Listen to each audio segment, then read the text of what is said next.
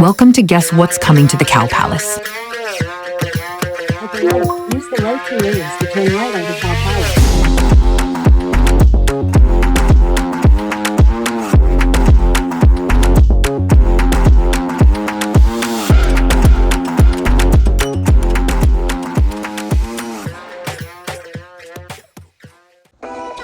Hello everyone, welcome to the Cow Palace. Introduce myself again? Okay. Working at the Cow Palace. What a fantastic year. You know, when I got here, we were just coming out of COVID and we were happy to see, 40,000 people come through the doors.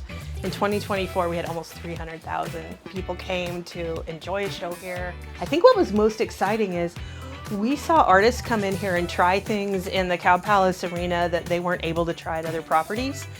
Different tech, hanging different shows, and we got some real accolades in press for that. And people saying, look, if you wanna be able to do something different, there are 3 places you can do it: Kia Forum, Madison Square Garden, Cow Palace. And that's just such a huge win for this team.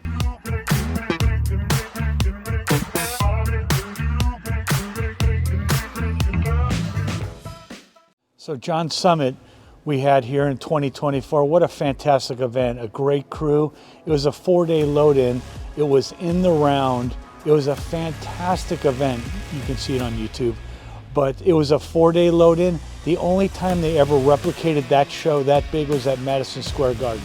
So being in the same conversations with Madison Square Garden and the Kia Forum is where the Cow Palace is and where the Cow Palace is going. My most memorable occasion at the Cow Palace was meeting all the kids who qualified for the Junior Grand National Scholarships. I was sitting here at the office and chatting with all of them and got to know a lot about them and why they show animals at the Cow Palace. Some of them have been, have their parents and their grandparents having showed animals here. So it just speaks volumes about the history and the legacy of the Cow Palace. In 2024, the Grand National Rodeo celebrated the 2nd year of the Women of Rodeo event and became an American Rodeo Super Contender Qualifier 2, with a full broadcast on FS1. Hello, my name's Trevor. I'm the event coordinator here at the Cow Palace. One of my highlights of 2024 was the entire year, just the whole resurgence of this building and bringing this place back to life. Maybe the light package might be my favorite thing because it exposes the clear heart redwood and beautiful ceiling that we've had here since 1941. My favorite event in 2024 was in the springtime when we hosted our Butler Amusement Spring Carnival right out here in front of our main parking lot.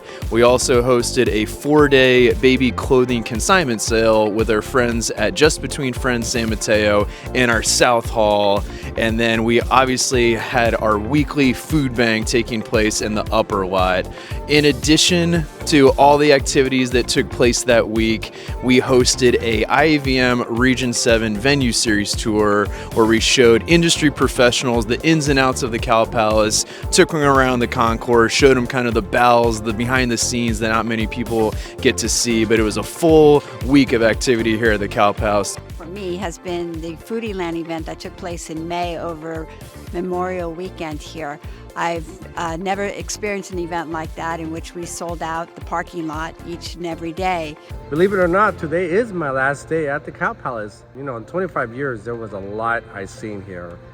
Vicente Fernandez, because I'm sure a lot of people know him. Very famous singer, very good singer. He was here during the rodeo. He always performed. So he always performed on his horse.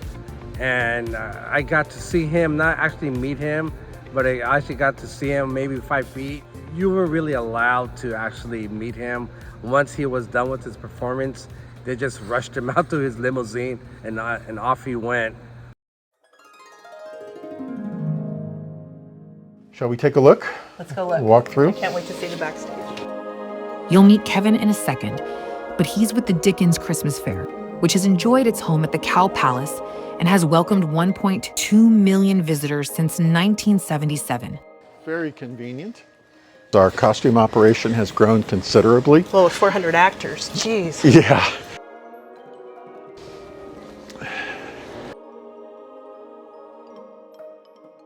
Hey, you want to meet us in Fezziwigs? My son, Drew Patterson, who is the general manager and the person who's responsible for all of the physicality of this show as well as operating the company. It's a big undertaking. My staff and crew to build the thing is over 120 folks already. And then we've got all of our entertainers, that's another 400, and then the participants is like another 600 folks. Yeah. Wow. Big undertaking, about 1,200 of us on any given day to get it done. It's a small city. It really is. Yeah. Small city of London. This is uniquely one of the longest builds for any live show. It's a 3-week load-in. It takes us every minute possible from the time we move in until we let the first customers through the door. So that takes a full 3 weeks to get it done. And like I said, a crew of over 100 to really make it possible. And that's everything from carpenters to electricians to plumbers to you name it, we've got it in order to get it all done. Our design team works year-round to help with improvements and planning for the next season. But then when we're actually here for physical production, those 3 weeks it's nonstop. Thankfully, I've got a killer crew, and they really make it as smooth as one possibly can with a show this big to get it off the ground. It's 180,000 square feet, 46 crew members, 10 stages, 129 buildings, 90 barrels, 350 benches, 36 boxes of snow, 12,000 different lights, that is our lights plus all of the vendor lights, 2,000 feet of garland, 10,000 wood screws, 12,000 feet of cables, 360 road boxes it all packs into, 1,000 participants to put it all together, 11 Christmas Eves created, and a 2-week period to put it all away. Joan Baez comes to the fair and loves it. The folk rock era, like members of the Grateful Dead and the Jefferson Starship have loved the fair and come to it, but we like to let them be incognito. So this is the City of London. The exhibition halls A, B, and C, D, E, and F. We are standing right now in the Grand Concourse in F Bay at the historic Cow Palace, transformed into Victorian London. Pretty cool. On the next episode.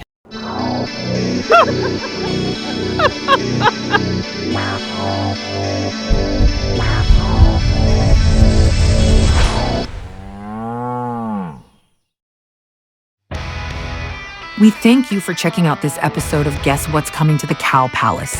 Hopefully you like what you see. Be sure to subscribe in the lower right, and if you want more, just choose the video in the lower left to start the next episode and scan the QR code to be in the know with event announcements. Thanks for watching.